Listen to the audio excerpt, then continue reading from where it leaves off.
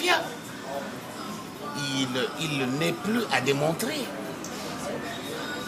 Tout le monde entier le sait que Sassou Nguesso est venu en 1996 en France signer les accords avec les multinationales françaises. À l'époque, c'était Elf qui est devenu Total. Il y a Bolloré qui occupe le port là-bas, à Pointe-Noire.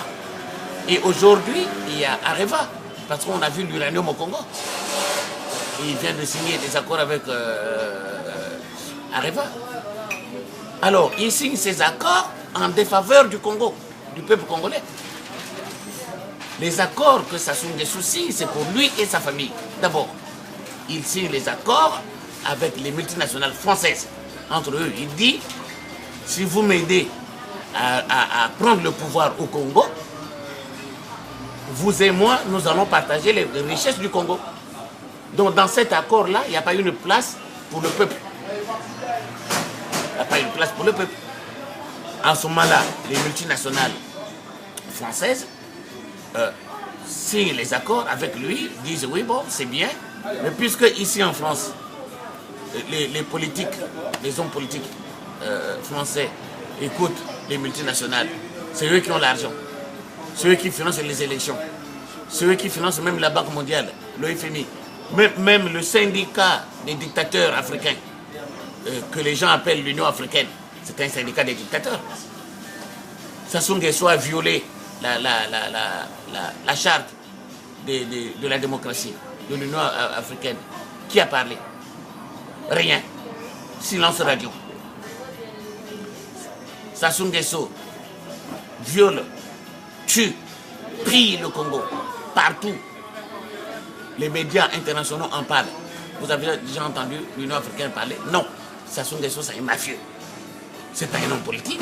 C'est quelqu'un, un homme politique ou un homme d'État, c'est quelqu'un qui a des idées pour développer le pays, développer la cité et améliorer les conditions de vie des citoyens. Voilà un homme politique. Ou un homme d'État. Un homme d'État, c'est quelqu'un qui respecte les lois et règlements de la République, qui ne peut jamais mettre la République en péril. Mais avec Sassou Nguesso, c'est pas ça. Sassou Nguesso, c'est quelqu'un, un businessman, qui est venu en 1996, là je reviens, signer les accords avec Elf, avec Bolloré, les multinationales françaises, contre les intérêts du Congo, pour leur dire, écoutez, si vous m'aidez à repartir au pouvoir, moi et vous, nous allons piller les richesses du Congo et on va se les partager entre nous. Donc dans ces accords-là, il n'y a pas le peuple congolais dedans. Non. Le peuple congolais est considéré comme les indigènes au temps de la colonisation. C'est-à-dire les gens sur lesquels on peut tirer dessus. On tue comme les lapins. Les gens sur lesquels on peut marcher. On peut faire ce qu'on veut. On peut priver de l'eau. On peut priver de l'électricité. Maintenant, à quel moment interviennent les politiques françaises, c'est-à-dire les hommes politiques français? Mais parce que, comme vous le savez, la France a un droit de veto à l'ONU. C'est-à-dire ces multinationales qui financent en même temps l'Union africaine, l'Union européenne, le FMI, la Banque mondiale, les élections ici en France, donc viennent dire au président français qui est là que voilà, nous, pour le Congo, on a choisi Sassou Nguesso. Nous allons lui donner l'argent, les armes, pour aller prendre le pouvoir là-bas. Et nous allons partager les richesses du Congo avec lui. Toi, ton rôle, là il s'adresse à Chirac, ton rôle, c'est d'accepter que Sassou, de reconnaître le pouvoir de Sassou. Et de fermer les yeux sur tout ce que Sassou fait au Congo. Qu'il tue, qu'il pille, tu fermes les yeux. Voilà ce que fait le gouvernement français. Le peuple congolais doit le savoir. Voilà pourquoi je dis, cette lutte-là n'est pas la lutte du Sud.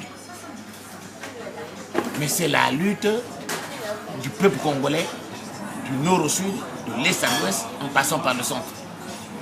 Parce que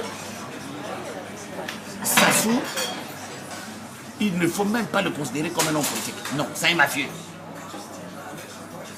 qu'il faut dégager. Mais ce n'est pas dit que nous avons oublié ce qui s'est passé au Congo après la conférence nationale ou après la période de transition dirigée par Milongo. Non. Nous savons que l'ethnocratie qui a été mise en place au Congo, qui est caractérisée par les chefferies ethniques, tribales ou ethno-régionalistes, ont fait du mal au Congo. Parce que ça, ce n'est pas la démocratie. Maintenant, peuple du Nord, n'ayez plus peur. Il n'y aura plus l'ethnocratie qui fait que c'est l'ethnie la plus peuplée du Congo qui gagne les élections. Il n'y en aura plus. Entrez dans la résistance, peuple du Nord, entrez dans la résistance, comme vos amis du Sud, du Nord au Sud, de l'Est à l'Ouest. Chassons le barbare, le terroriste, le mafieux, Sassou Nguesso, sa famille et ceux qui le soutiennent. Maintenant, une fois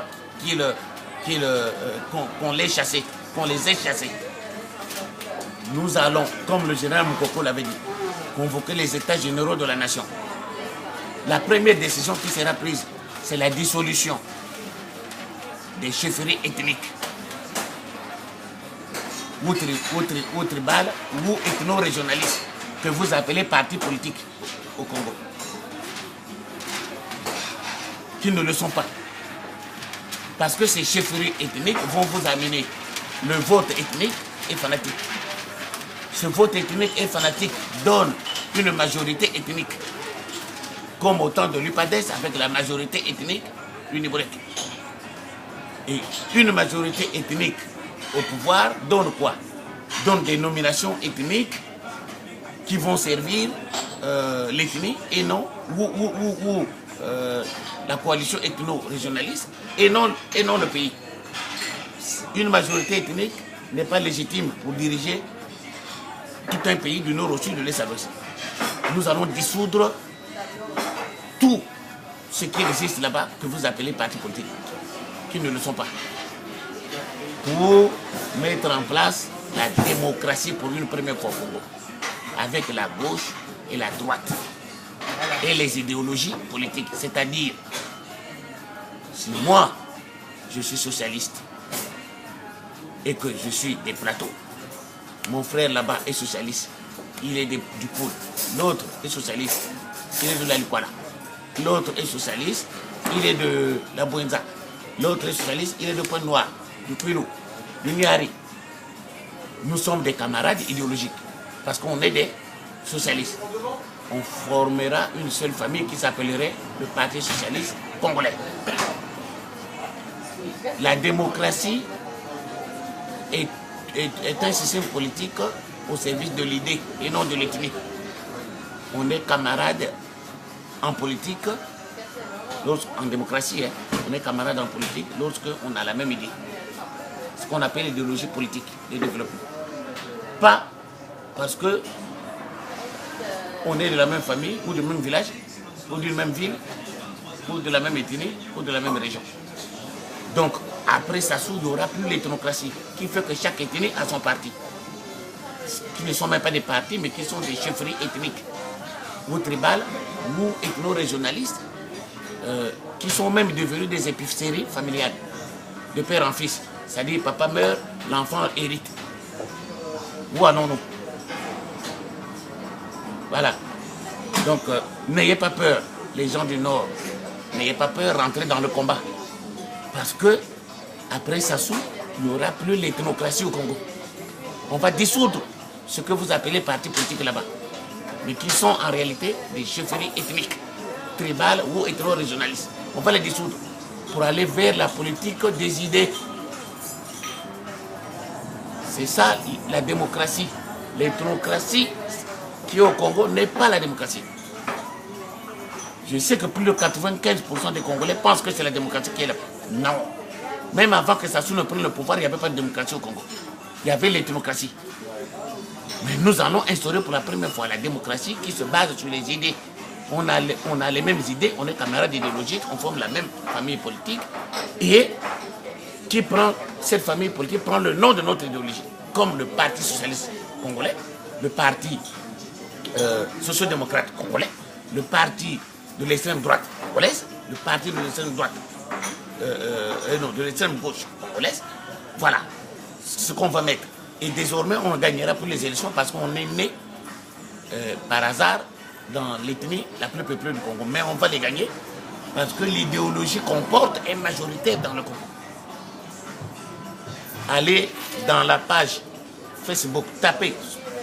Allez dans Facebook, recherche, vous tapez la nouvelle génération politique du Congo-Brazzaville.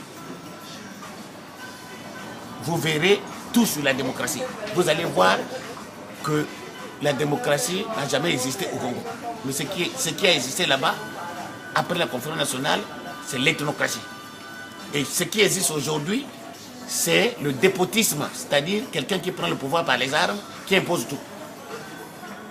C'est ça. Il y a plusieurs systèmes politiques ici. Actuellement, nous sommes dans le dépotisme, c'est-à-dire un individu qui arrive par les armes, qui signe ses accords avec ses accords mafieux pour venir piller le pays. C'est tout. Et qui se fait appeler président de la République. C'est ce qui existe maintenant. Mais après...